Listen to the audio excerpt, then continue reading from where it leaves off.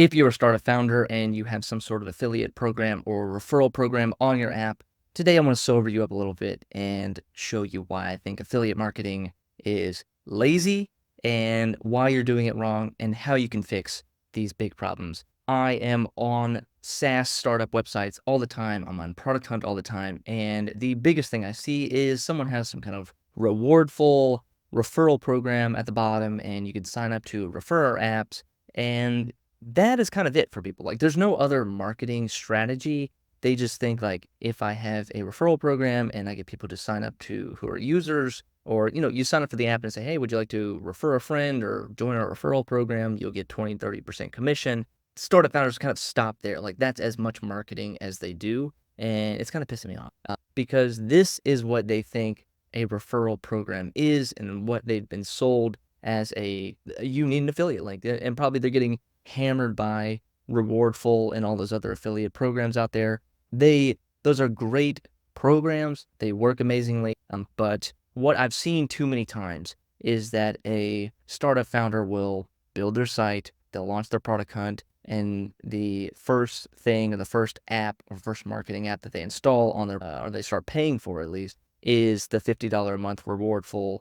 And they think, like, this is how I build my user base. And they don't do any kind of marketing. They don't do ads. They don't do organic content. They have nothing else except this kind of, they approach it in the sense that it's hands off, that it's just, I can get free revenue and free users from this. And all they have to do, I let my users do all the work while I'm over here, back developing and coding and making sure that this app actually works. And it's lazy because the problem is that you don't help your affiliates. When I've signed up for these affiliate programs and you sign up, you put your name, you put your tax information in there, and that is it. That's all the kind of welcome you get. That's all the kind of onboarding that you get. There's no help for these affiliates. Another thing too, with running a successful affiliate program, you need a dedicated affiliate manager. It doesn't have to be a full-time person, but it either has to come directly from you, the founder, or from someone who I can go to if I have questions. That if I want to do, maybe I am an affiliate, maybe I've got a big YouTube channel, maybe I've got a big following and I want to promote your product. And if I have a question or if I need someone to talk to directly about, hey dude, I want to promote your product, or I want to put it on my podcast, or I want to do an entire 20-minute review on my YouTube channel, who do I talk to, get this going, get this process started? And the other thing that you need to do is you need to segment these affiliates from just your general users, and you need to talk to them like they're employees. And when I say talk to them like employees, I talk to them like they are accountable for their actions. That, hey, this is a big opportunity that I'm giving you, the chance to promote my app, and this has consequences. I'm trusting you with your ability to talk about my app in a professional way, that you're not going to trash it, that you're going to not just be spamming my link everywhere, and then your bad behavior gets associated with my product. And that all starts from when they first get on board, that you are talking to them directly, that you're not just, if you're sending email blast out, that yes, you're talking to all of your users and onboarding them and making sure that they're happy with the app. But then you also need to create a new email thread talking directly to your affiliate partners and everyone in the referral program and say, hey, this is the agenda this week. This is what we're working on. Like, give them a little bit behind the scenes, make them feel a part of the process.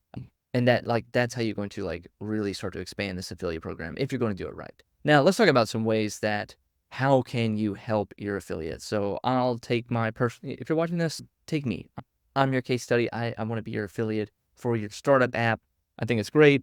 But I'm kind of feel like I'm being held back, or like I'm not given anything. So the first thing that I've seen it's probably like 25% of people that I sign up for, you will give me the logos to download, which cool, thanks. But I also need a media kit, and a media kit is the logos, but it's also the fonts, it's the colors, it's some imagery, it is some copywriting angle, some email scripts if I'm going to send it out. Let's say I have no marketing experience and I want to be your affiliate partner, but maybe you don't want me to be your affiliate partner, but you want to hold their hand. Like, I don't need to be going to Google Images and searching for your logo to try to find the best resolution of that and then use it in my YouTube review. The other thing you need to give people I wrote YouTube scripts here, but you could also do email scripts. That is huge. So if you have some kind of new feature rolling out, or if you have just some kind of large campaign that you're about to put out, you need to write email templates for your affiliates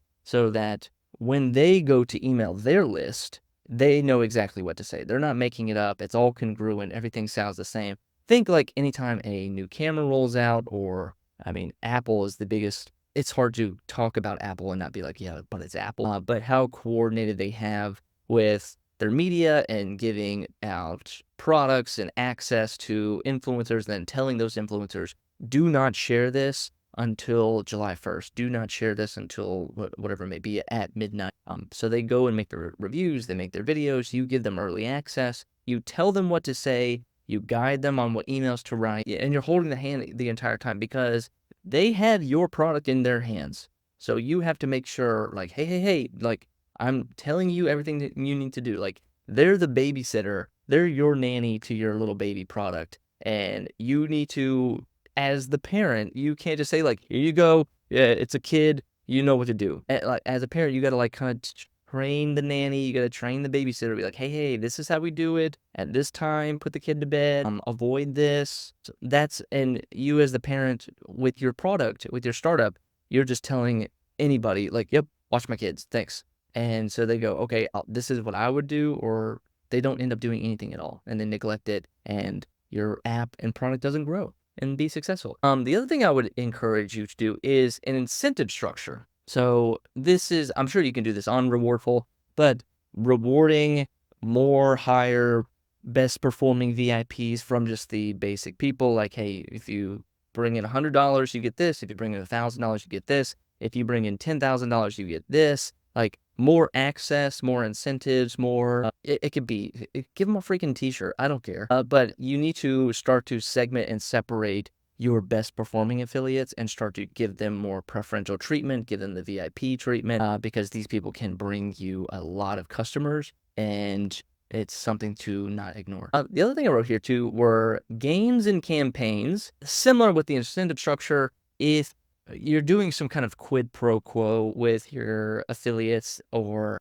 encouraging them to do something. So like, hey, if you tweet, I will give you $1. If you make a YouTube video reviewing our product, I will give you $500. Those kind of things. Or like, hey, I'll give you a month free of using the app, or I'll give you 2 months off your plan, or I'll give you a 40% discount coupon to continue using the app. Just some kind of like incentive attached to a specific action that gets a specific reward.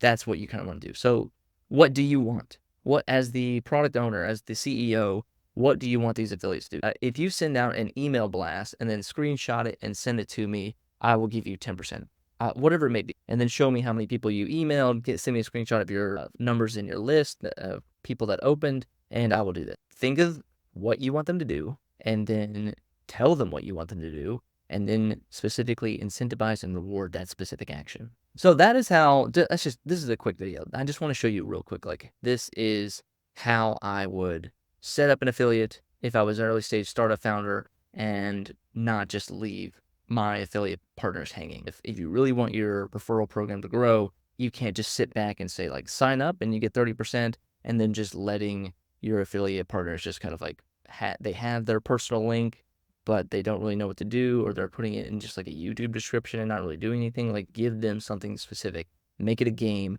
talk to them like they're employees, give them some early access, and then eventually get a dedicated affiliate manager so that these people have someone to go to if they have questions. Affiliate marketing can be hands-off revenue and a way to bring in users, but the way you're doing it is wrong, and this is how I would start to make some changes. So thank you guys for watching. My name is Jordan Anderson with Nice Slice Studio, and we'll see you on the next one.